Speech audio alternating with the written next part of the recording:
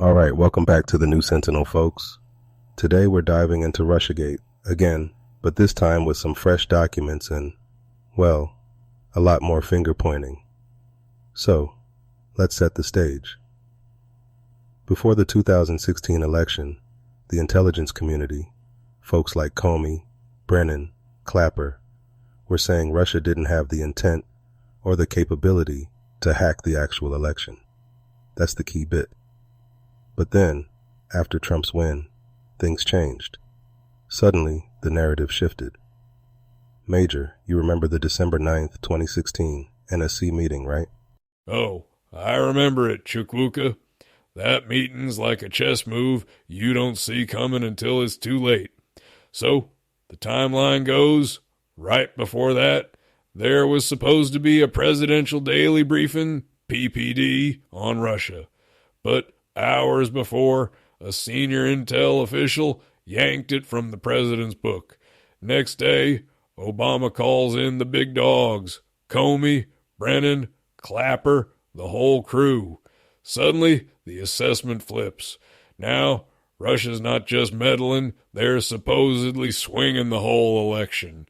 That's a 180 if I've ever seen one. But Ethan, let's not forget, intelligence is always evolving. Sometimes new information comes in and you have to reassess. Still, the speed of that pivot is, well, suspicious. The documents Tulsi Gabbard released suggest Obama himself directed the community to produce a new assessment, one that leaned hard into the idea that Moscow affected the outcome. That's a lot of pressure from the top, and it raises questions about politicization. Yeah, Olga, but let's call it what it is. Command influence. You got the commander-in-chief telling the intel folks, give me a report that fits the narrative. That's not just a reassessment. That's a full-on op order. And look, the original stance was clear. Russia didn't have the juice to hack the vote. Suddenly, after that NSC huddle, it's all, Russia did it. That's not how you run an intel shop. That's how you run a PR campaign. Exactly, Duke.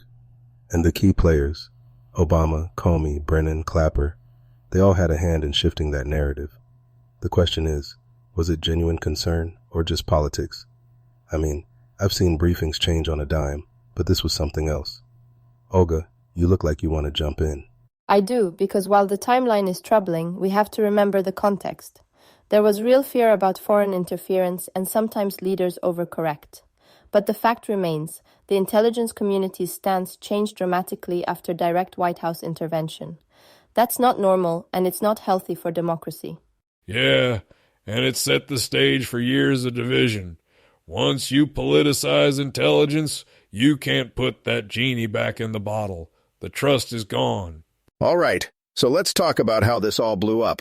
Tulsi Gabbard, now DNI, drops these documents, and suddenly you got whistleblowers crawling out of the woodwork.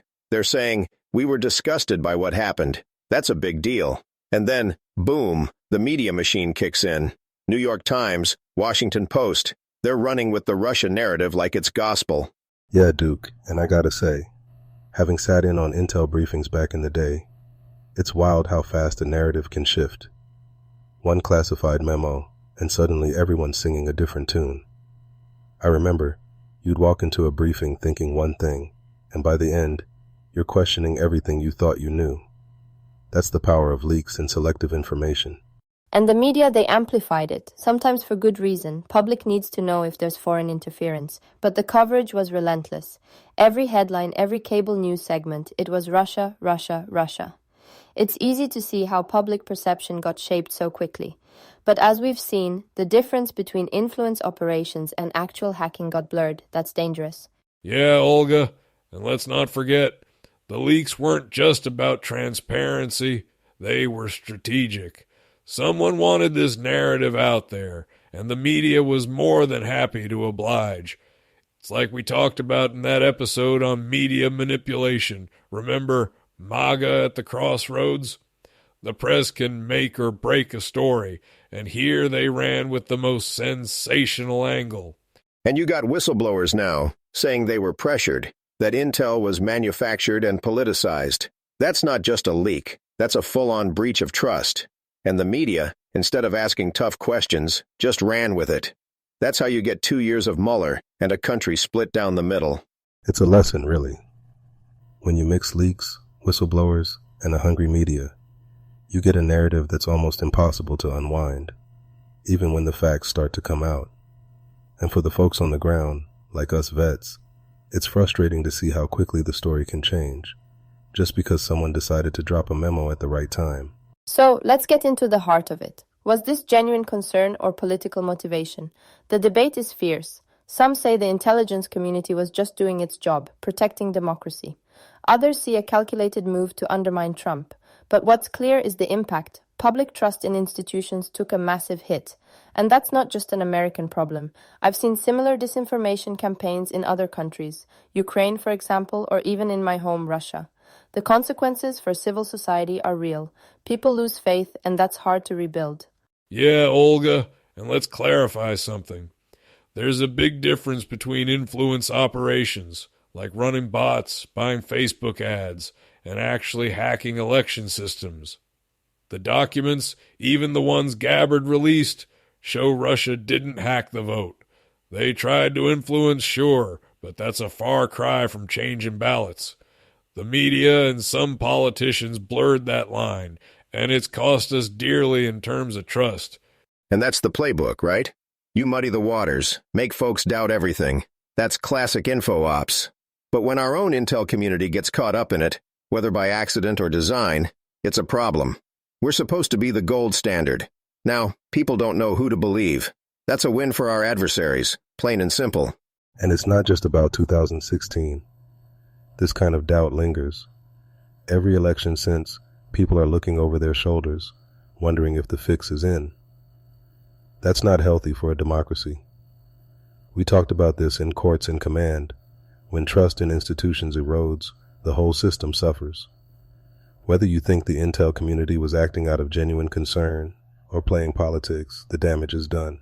And the lesson is, we need transparency and accountability. Otherwise, the cycle repeats here and around the world.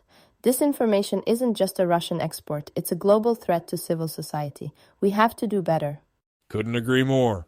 And as we wrap up, just remember, debate is healthy, but doubt, when weaponized, can tear a country apart. We got to keep asking questions, but we also need to rebuild trust. That's right. Stay sharp, stay skeptical, but don't let the noise drown out the facts. We'll keep digging, and we'll be back with more. Appreciate y'all tuning in. Thanks for joining us on the New Sentinel. Olga, Major, Duke, always a pleasure. We'll see you next time. Stay vigilant, everyone. Thank you, everyone. Take care and keep questioning. Be safe out there. Until next time. Out. See y'all next episode.